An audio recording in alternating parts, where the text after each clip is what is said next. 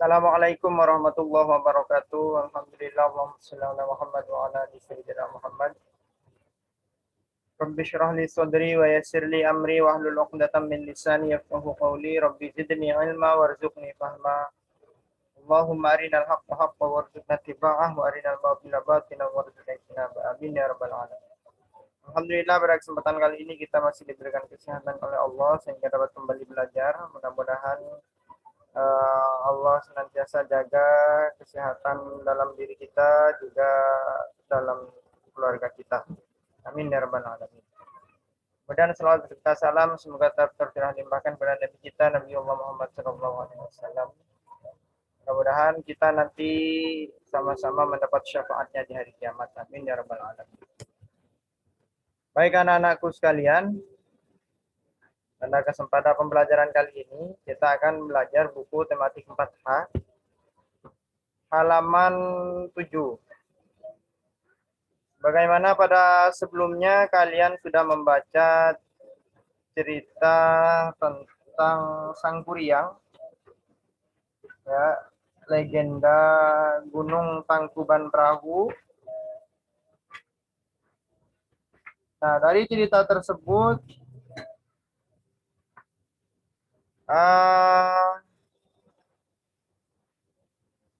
kita kembali diingatkan dengan yang disebut cerita fiksi dan juga cerita non-fiksi.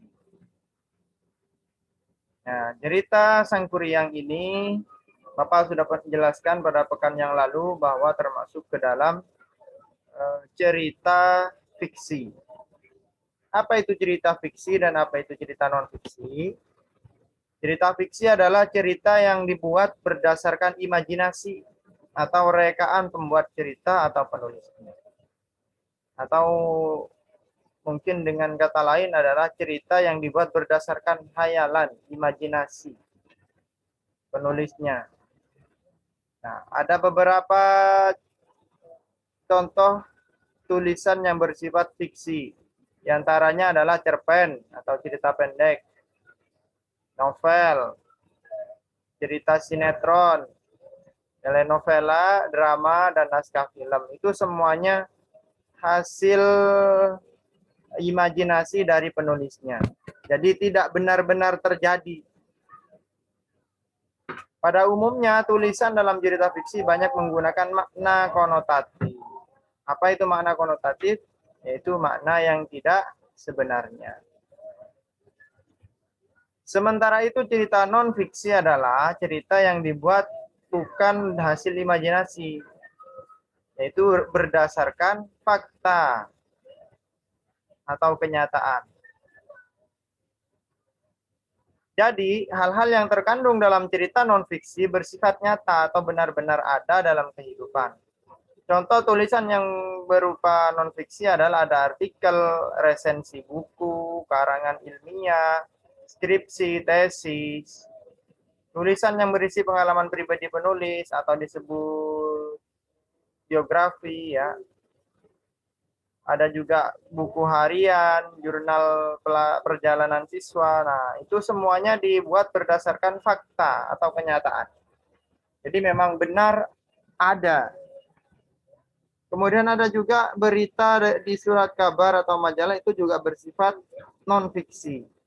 Film dokumenter beda ya, kalau di atas itu naskah film, sinetron itu semuanya fiksi. Nah, kalau film dokumenter itu kan film yang mendokumentkan, menampilkan dokumen perjalanan suatu kejadian, apa momen misalnya.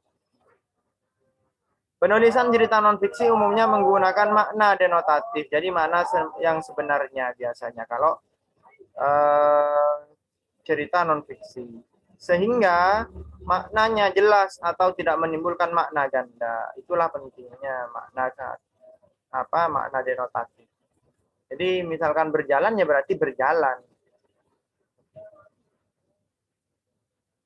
Kalau konotatif berjalan tidak mesti ya melangkah. Kalau yang denotatif berjalan berarti melangkah. Kalau konotatif berjalan bisa berarti berlangsung. Gitu ya.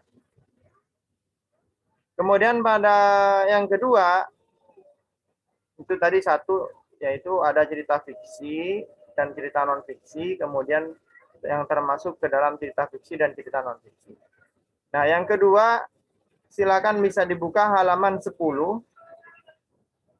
Kita akan belajar hubungan antara gaya dengan gerak. Sebagaimana pada pembelajaran sebelumnya kita sudah belajar tentang gaya. Gaya itu apa? Kemudian ada gaya apa saja kemarin? Ada gaya magnet, ada gaya listrik, ada gaya gravitasi, dan lain sebagainya. Nah, sekarang adalah gaya itu, untuk mengingatkan kembali, gaya adalah tarikan atau dorongan yang bekerja pada benda sehingga benda tersebut dapat bergerak atau berubah bentuk. Nah, contohnya dapat kita lihat pada gambar anak yang sedang bermain ayunan. Jadi ayunan ini akan bergerak jika kita beri gaya dorongan.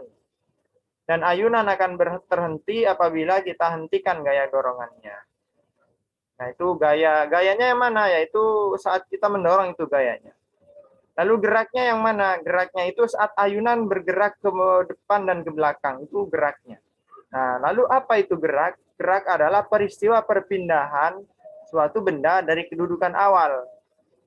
Awalnya ada di titik sini, kemudian berpindah ke depan, nah itu namanya gerak. Terus gayanya mana? Gayanya saat orang tuanya ini mendorong, itulah gaya.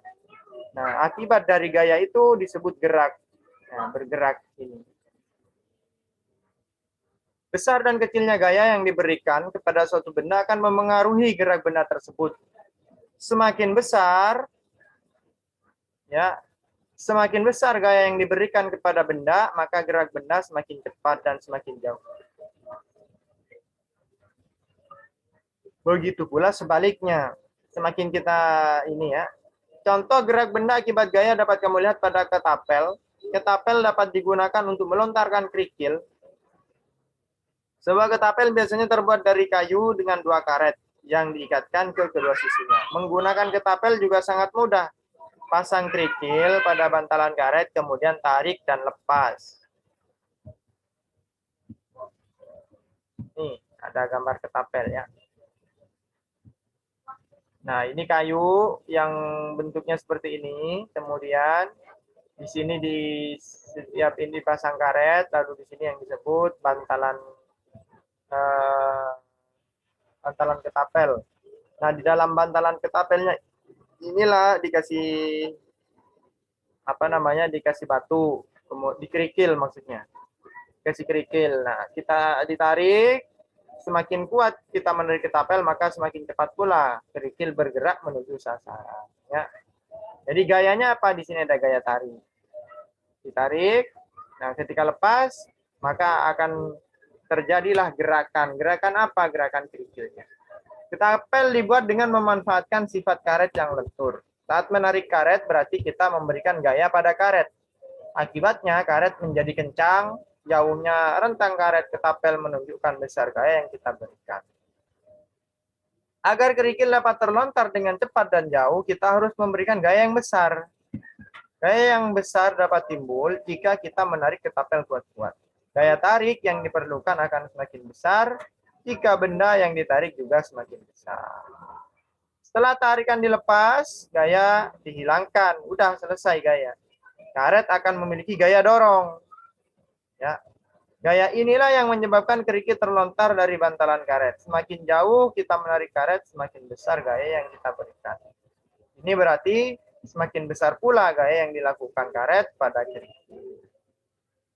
Akibatnya batu akan terlontar semakin jauh dan cepat. Hal ini sesuai dengan penjelasan sebelumnya bahwa gaya yang diberikan akan memengaruhi gerak benda tersebut. Jadi hubungan antara gaya dan gerak itu semakin besar gaya yang diberikan, maka akan memengaruhi semakin besar pula gerak benda tersebut.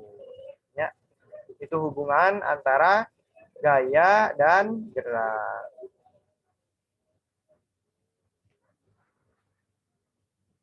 Nah, baik, untuk pembelajaran 1 cukup sampai sini dulu. Jika ada yang perlu ditanyakan, silakan bisa kalian tanyakan saat online atau bisa di melalui Japri atau di kolom komentar di Google Classroom. Itu saja mungkin dari Bapak.